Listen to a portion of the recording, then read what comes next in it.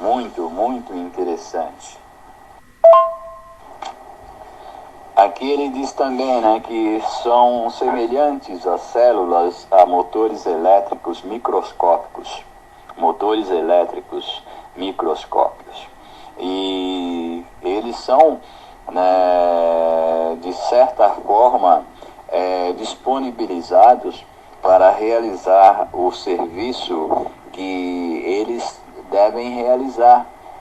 São como os funcionários da reprodução no centro genésico, trabalhadoras da digestão e absorção no centro gástrico, operárias da respiração e fonação no centro laríngeo, da circulação no centro cardíaco, servidoras e guardiãs fixas ou migratórias do tráfego e distribuição, reserva e defesa no centro esplênico, auxiliares da inteligência e elementos de ligação no centro cerebral, e administradoras e artistas no centro coronário, almogando-se as ordens mentais recebidas e traduzindo na região de trabalho que lhes é própria a individualidade que as refreia e influencia, com justas limitações no tempo e no espaço.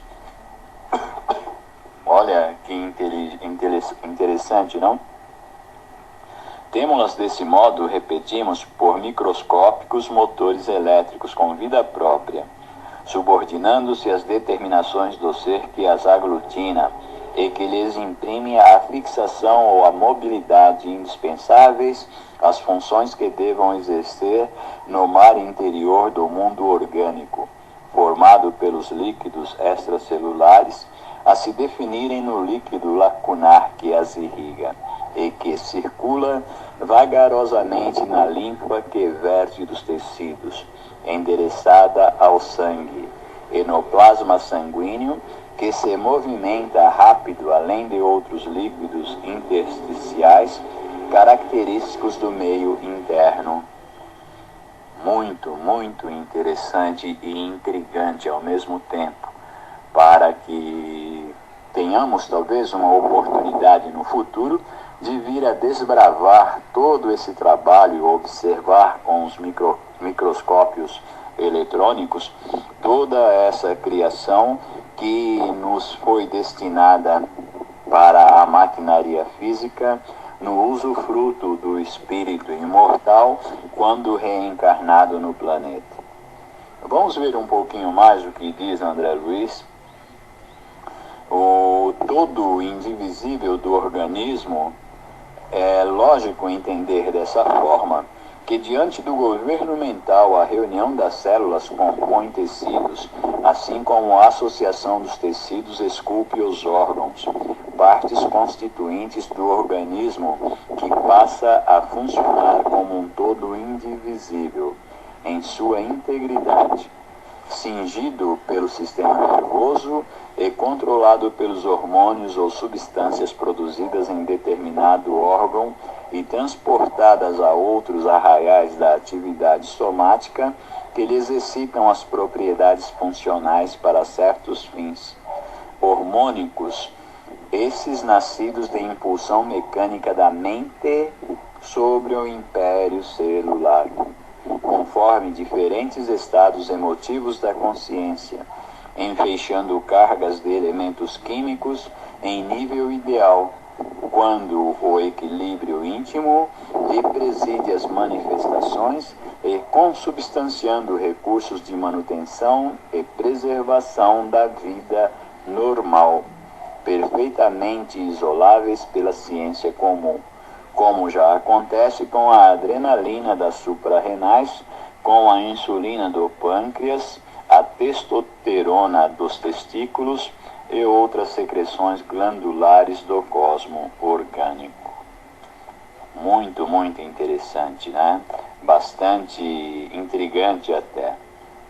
Vamos ver um pouquinho mais aqui do automatismo celular. É da doutrina celular corrente no mundo que as células tomam aspectos diferentes, conforme a natureza das organizações a que servem. Olha que interessante. competindo nos desenvolver mais amplamente o acerto para asseverar que a inteligência, olha aqui, ó, a inteligência influenciando o citoplasma, que é, no fundo, o elemento intersticial de vinculação das forças fisiopsicossomáticas, obriga as células ao trabalho de que necessita para expressar-se, de trabalho este que, à custa de repetições quase infinitas, se torna perfeitamente automático para as unidades celulares que se renovam de maneira incessante na execução das tarefas que a vida lhes assinala. Muito, muito bonito, né? Então, para se ter uma ideia de todo esse trabalho, toda essa grandiosidade, que chegamos depois ao automatismo e que observamos o quanto a divindade é boníssima para conosco, por nos possibilitar toda essa organização física perfeita. Em muitos de nós, às vezes, a gente observa que um cromossomo a mais já é suficiente para ocasionar uma situação de dor para os familiares, mas para nós é uma oportunidade de trabalho fantástica, porque em muitas encarnações, nós, na maioria das vezes, desperdiçamos essa oportunidade. Quando tivemos os cromossomos certinhos, quando tivemos tudo de forma assim magnífica, de forma perfeita, desperdiçamos as oportunidades. Agora chega para nós, muitas vezes, porque nos encontramos em um planeta de provas e expiações, uma nova oportunidade de trabalho e da qual nós não podemos fugir de forma alguma. Por isso os arquitetos siderais, muitas vezes, eles fazem uma ligeira modificação na nossa organização cromossômica para que nós tenhamos, assim, então, possibilidades de interiorização, de reflexão e poder trabalhar de forma digna, de forma lógica, de forma objetiva na nossa evolução, o ser interior que somos, sem muitas vezes se preocupar apenas e tão somente com o ser exterior, que muitas vezes soa falso, de forma muito falsa. Agora, quando os engenheiros siderais dão essa oportunidade para nós, em vez de ficarmos a chorar e a nos lamentar, lastimando, devemos questionar o que o Senhor da vida deseja que nós venhamos a aprender com essa situação que ora se nos apresenta. A evolução do princípio inteligente.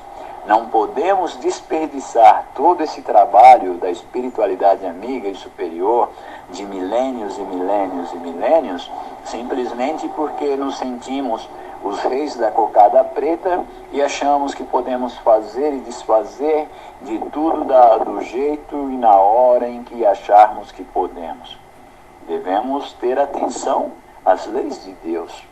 Então, percebe a evolução do princípio inteligente, tudo aquilo que é realizado, tudo aquilo que é feito de trabalho, e nós não podemos fugir de forma alguma dessa lei.